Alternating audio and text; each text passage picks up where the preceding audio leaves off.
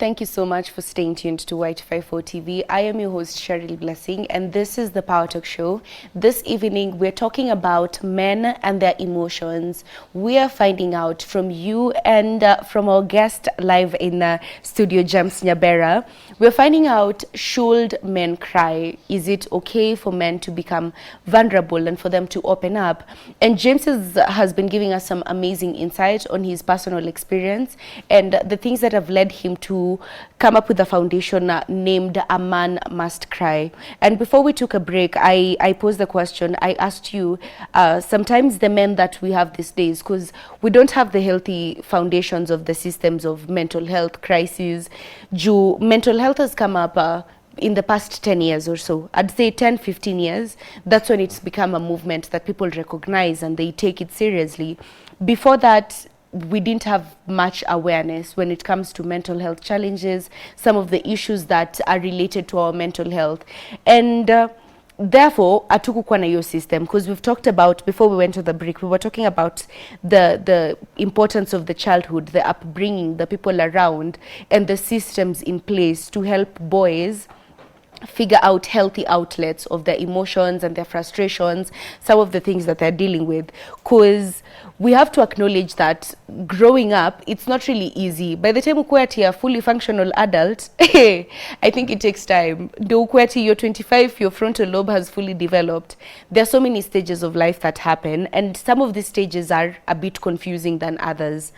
And let's talk about guys who are now in their 20s, in their 30s, who they don't have the systems in place.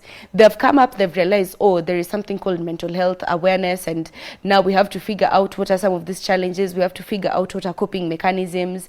And we expect these men to unlearn a lot of the things, the mindsets, the habits that have been trained, because there's a lot of colonization of the mind that goes on through childhood. And unaambiwa, a man is supposed to be strong, a man should never cry, a man should never show their emotions.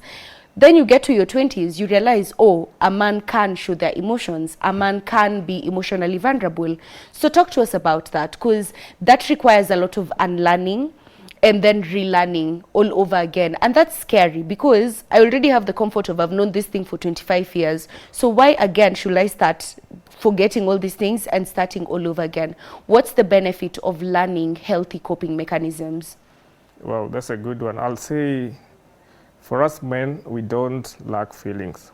What we lack is that safe space for us to express ourselves. So if we can try to embrace those kind of safe spaces for us just to express, connect, and heal ourselves, we'll have a healthy generation of young boys and men growing up. So I'll say it takes time, it takes courage for even someone just to step out and talk about his mental health challenges. So I'll say it's a lot of work that need to be done in terms of also decolonizing the mind, that a man need to be tough. A man should not cry. Because at the end of the day, keeping in mind we are all human beings. We have feelings, we go through tough times. So we just need to release it, because even crying is backed by science. The more you cry, I'll say your tear is not 100% water. It's also carry a stress hormone called cortisol. So the more you release it, the more you feel so much relieved. And when you're so relieved, you can now start to, express yourself. And the more you express yourself, the more you connect, and the more people will listen. Because also by just crying, you invite or you command attention. Like this particular person might be going through something. Yeah. Because sometimes what you need is just people who can just listen to you, not even to fix your problem, and just give you a shoulder to lean on. And that will also motivate, other men to start, embracing those kind of healthy coping mechanism moving forward. So by doing that, we are trying to break that stigma, and also to just encourage men around us that there's always support outside. You don't need to, go through stuff alone. Yeah. Reach out to your friend, reach out to family member, just that trusted support system that you have within you. You will always get help. Yes, And that I love that. help you now to get back to your mental health senses. And from there, you'll be saving a lot of life. Yeah. I love the way you've said that, because honestly, crying is so healthy. This is one thing that, let me just tell you for free, because the way you've said, it's scientific. When you cry, it's like cleansing. You're releasing stress, you're releasing frustration. It's packed with a lot of negative hormones that you release through that. True. So crying is also a form of therapy. So unfortunately, let me tell you, when we were having the pre-production meeting, because obviously I have gentlemen on my team, so one of the guys was like, mbona tulie, mbona tunafaa tuko na reason ya mbona tunalia. You know, so that's the thing that I know most gentlemen will ask, mbona tulie, ama even wakiwa na reason bado they're like, but mbona, why should I cry? You know, I'm a man shouldn't cry. So regardless of what science says and what is healthy and what, you know, we've learned, there's still the negative ideologies that are connected or associated to being emotionally vulnerable. Ati umefungua roho, umeongea. And even talking about safe spaces, unfortunately, we do not have enough safe spaces for the guys. Because, you know, me, perhaps I could be going through a heartbreak. I'll go and tell my best friend and we'll talk about it. True. We'll vent, we'll cry, we'll do that maybe even for 3 months and be done with that. Sometimes the guys go through a lot, but even with their friend groups, they can't really open up and be vulnerable and say, I'm dealing with some financial challenges, or I'm dealing with a heartbreak, I'm dealing with this, that, and the other. There's that pressure to hold your emotions and bottle your emotions in. So what role does the friend group play? What role does the right support group play? Because you've talked about having the right support group, having the right friends, having this, that, and the other. What's the value of having those people in your life who you know, I can always lean on this person, I can always trust this person to share and open up about this, that, or the other, or even having a platform? Because you know, sometimes thank God for AI these days. You don't even need to have someone you're speaking to. You can have a particular platform that you go and maybe write your notes on, or you vent your frustrations, or you talk to a therapist through that. What's the benefit of having that? Because as much as maybe you may not want to tell people, I have a support group, I have a support person, I have a support platform, what's the benefit of personally having a support group or a support system in place? I'll say support system play a critical role in terms of just even shaping the future of mental health, because when you are assured of a safe space, it gives you that strength and courage that I have like a place to express myself, so that I can be seen, heard, and listened to, even if my problems not going to be solved 100%, but by you just making that step means that you're taking a bold step toward addressing what you could be going through. And through that, you get to connect to someone who might be having the solution. And that will also help you save a lot. And also, I'll say, through embracing these safe spaces, we find to, you know, raise a mentally stable man. And when you equate this to the productivity, we'll have a functioning home, a functioning community, and also productive, you know, workplaces moving forward. So these safe spaces play a critical role, and we need to truly embrace them. And as I keep on saying, where do we get such kind of a safe space that is so supportive? It takes time to build them, because that's why we are also trying to embrace our mental health healing circle. And we can only achieve this by embracing our monthly regular work, because we meet once in a month, then we just have a conversation around men's mental health, and how do we need to express our emotion, and what are the right tools that we need to embrace when you're struggling with something. So through that, we have seen many men starting to reach out online and offline, and that's truly mean there's something we're doing. They truly embrace that safe space that we are trying to create. And we have seen many men coming in to be part of the work. Because through working, we get to release, we get to talk, we get to laugh and just share. Because it's an open place, a safe space, a stigma-free. And we're also trying to break that silence around men's mental health, so that when even one man just find a solution towards something, he can also be part of the ambassador also, or the actor, also to help other men within his space to also start to embrace the same kind of healthy coping mechanism moving forward. I like that, because it's not really just about the individual, it's also about society and the people around you. Because if you're healthier, then you have healthier relationships, you're a more productive person, you're a happier person generally. And sometimes there are men who like to think, you know, a man must do things by himself, unafaa upambane peke yako na nini. But even a king needs counselors. Even a king seeks counsel from people who are either older, more experienced, so they have different perspectives. And now, as we speak about, we've already created now these safe spaces, and we are feeling like we've created some healthy mechanisms of coping, and we have some healthy systems of addressing different issues. How do we redirect that back? Because you've talked about these men are the ones who are going to be ambassadors. How do we redirect that energy back to our friend groups and our family and our brothers and our colleagues at work? Because sometimes it's also hard to bring up these conversations with other men, talking about mental health and talking about being emotionally vulnerable and being emotionally intelligent. It's sometimes hard to bring up these conversations, but there are conversations that are definitely needed in these different spaces.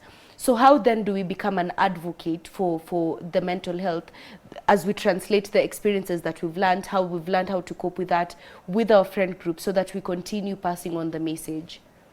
Also, it take a bold courage for us to initiate that kind of conversation moving forward.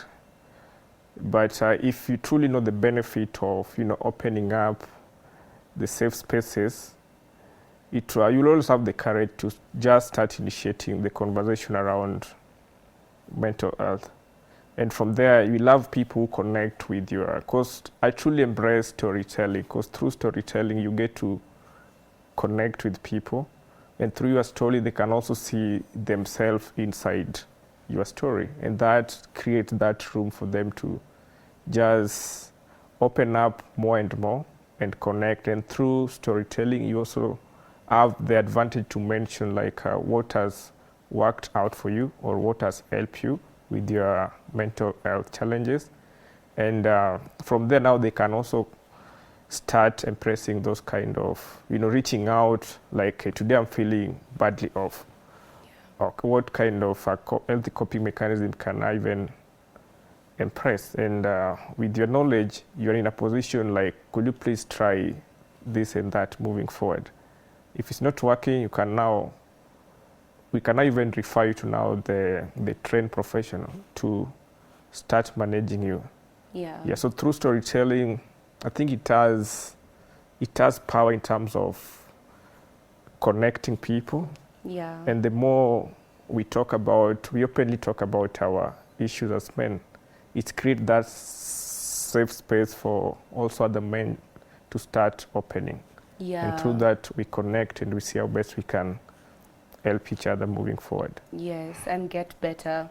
And that is true, because unfortunately, sometimes we like to focus on the success and we fail to talk about the challenges of the journey and some of the struggles that we've had to overcome to get to where we have.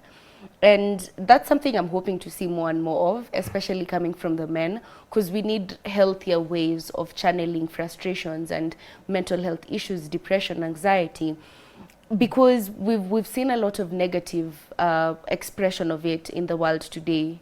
We've seen the rise of femicide, we've seen the rise of suicide, we've seen a lot of drug abuse and, you know, alcohol abuse going on, because people are trying to find healthy people are trying to find any way to cope, not a healthy way. They're trying to find any way to cope and get away from the struggles. So as we're almost winding up, let me ask, because you advocate for a man must cry, and this is something that, talking about the feelings, talking about the emotions, should be done also publicly. So do you think a man should cry privately or in public? Is it acceptable for men to cry in public spaces and be vulnerable in public, or is it something that should just be done in private, in their safe spaces, away from other people watching and every other thing that's there? So should it be done publicly? I think being vulnerable in terms of crying out your feelings doesn't determine which specific place you need to cry. Because let me say, I can come across a very shocking news in public and I feel like just releasing it.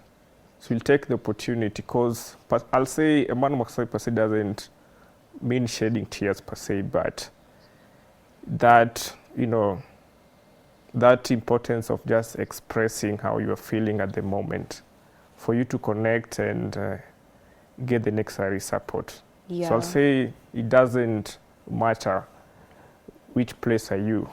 Are you in a private, let me say, setup or a public setup for you to cry? Because I'll say mental health, it's a continuum, because we have those low moments, high moments, and they come unexpectedly. So they can find you in a private setup or a public setup. So it depends. I like that, because the same way we do not expect women to cry in private, due to hide away their emotions, it's the same way we should extend the same grace to the men, because sometimes emotions overwhelm you in public, and that's very okay for you to be emotionally vulnerable in public. Because I think there's this thing of, we usually expect if you're strong, you're never supposed to be weak. And if you're weak, you're never supposed to be strong. And things can exist in duality. You can be strong and weak at the same time. So it's just a matter of finding a healthy way of coping with your emotions at the end of the day, and finding a healthy support system for you to channel your emotions. So as we also talk about the modern day issues that we have, as I mentioned, especially when it comes to relationships, there's some terms that are being thrown around, like men who are nonchalant, or men who, there's a lot of emotional unavailability. Let me just say that in relationships these days, because people go in expecting one thing or the other, or it's because it's become almost transactional. Relationships of male and females, they've become kind of transactional. So people hold back their emotions, they hold back their feelings, and particularly with men are so afraid sometimes of becoming emotionally vulnerable in relationships. So talk to us about that. Is it healthy for men to become nonchalant in a relationship? Let's say if it's your girlfriend, up until they're your wife, should you not show them how you feel? Should you not walk around until you've bought her flowers and you're walking on the streets of Nairobi with it? Talk to us about that. Is it healthy or is it unhealthy? I'll say it is unhealthy because, when it's come to relationship kind of issues, we live a performance-based kind of life, and it is something that is truly killing us slowly.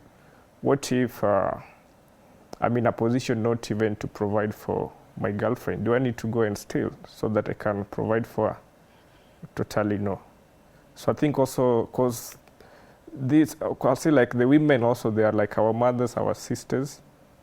They also need to understand where we are coming from as men, and just also give us that safe space for us to also explain or express ourselves. Like today, it was kind of tough outside. I didn't manage what we talked about.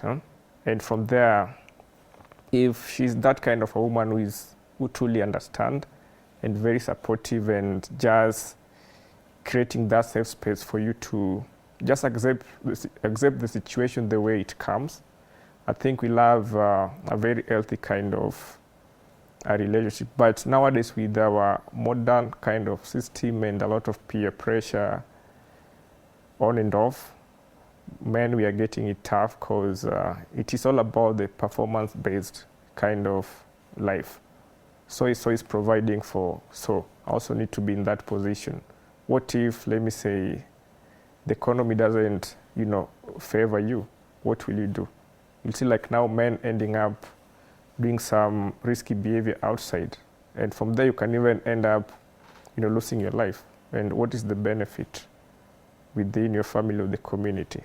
So I think we just need to take it the way it comes, and also the women should also just understand us better moving forward by just allowing us to be our authentic self, not to be a version of, let me say, someone they see in quotes in social media or stuff like that. Yes, I like that. But now let's talk about individually, because if we create the safe spaces, if we allow men to be themselves, how do the men get away from the pressure? Because the way you've said, unfortunately, we're living in a world where social media is iko kila mahali. Leo utaona sijui nani amebaia demu yake Range Rover, huyu amepelekana na sijui private jet sijui wapi, huyu ameenda vacation, huyu ameomoka na forex. There are all these stories that come up, and sometimes there's this quote that has been going around of nataka nijitoe kwa block, nataka ni unajua nitoke kwa block, nataka niomoke nitoke kwa block. So there's that pressure that comes about of feeling like you need to be successful very fast, almost like overnight, because that's what we've been hearing, overnight successes, overnight successes. Whereas in the past, hiyo pressure ikukuwa hivyo sana. Ilikuwa as long as you can provide for yourself, as long as you can provide for your family, you're okay. There wasn't so much pressure of the material gains and the material wealth and all these other things. But then, unfortunately, the young men are dealing with that, which comes from themselves internally.